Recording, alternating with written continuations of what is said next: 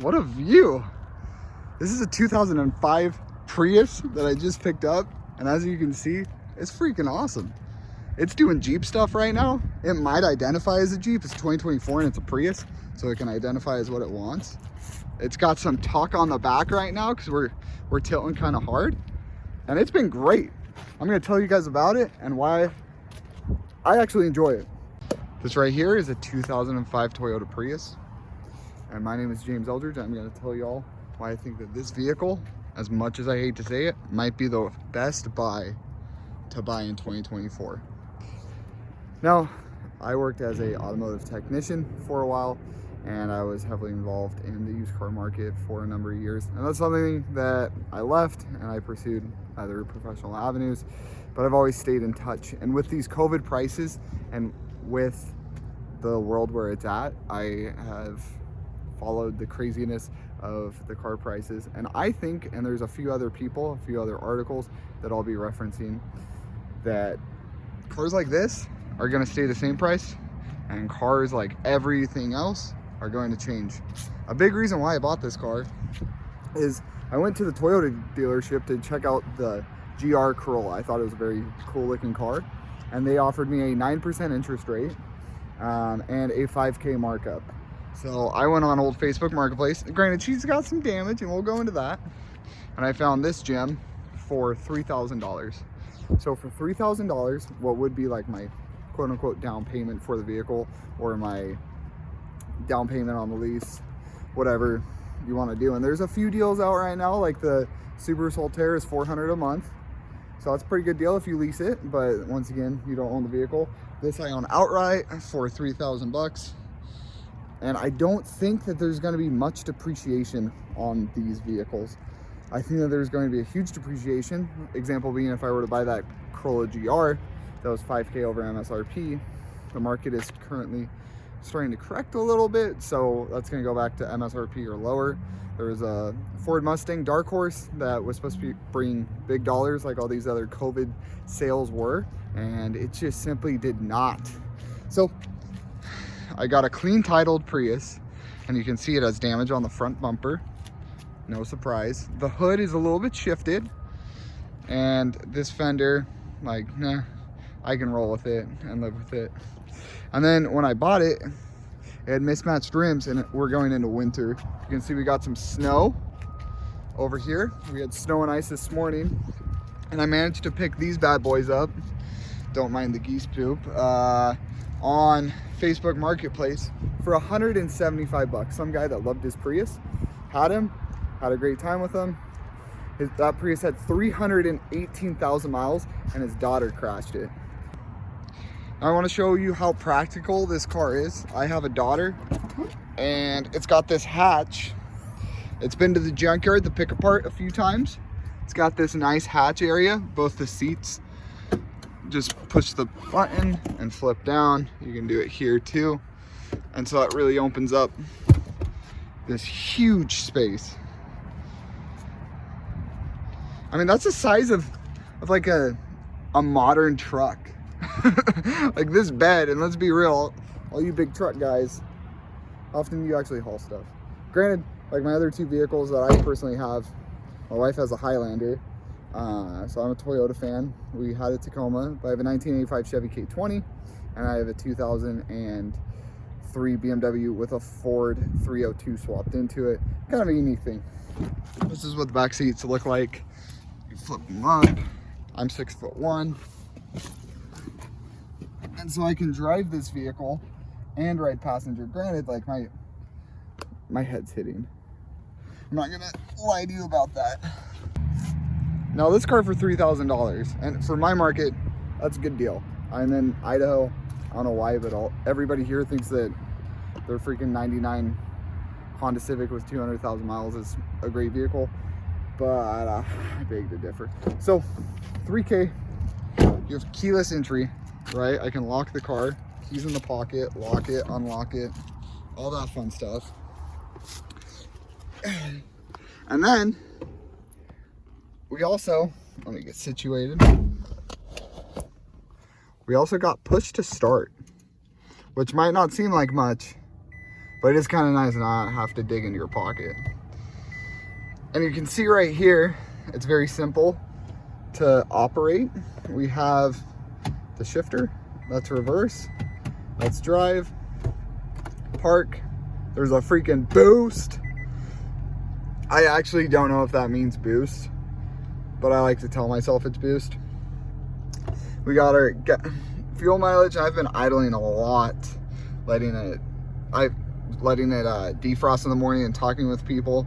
So this is probably an hour of idle time. My last fuel up, I got 42 miles per gallon, and it's winter time, and it's a lot of traffic, a lot of stop and go. It has that gross cloth that Toyota makes. I vacuumed off all the seats. They were super gross when I first got them. You can still see like there's some stains, but this is what it looks like from the driver's seat.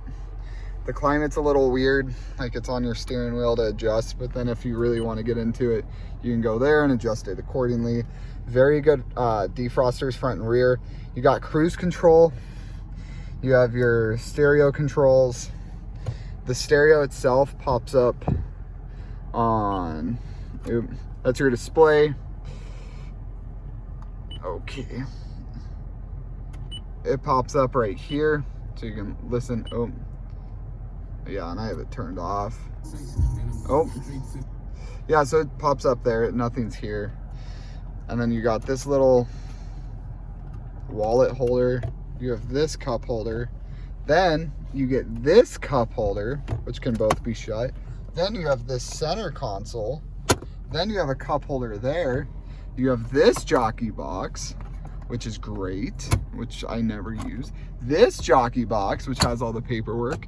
This sunglass holder up here. And it's very basic. So we're going into 2024. We have auto loan defaultments reaching an all-time high in 30 years. We have credit card debt at an all-time high. We have an unknown supply chain issue that should be fixed, that should up the supply of vehicles.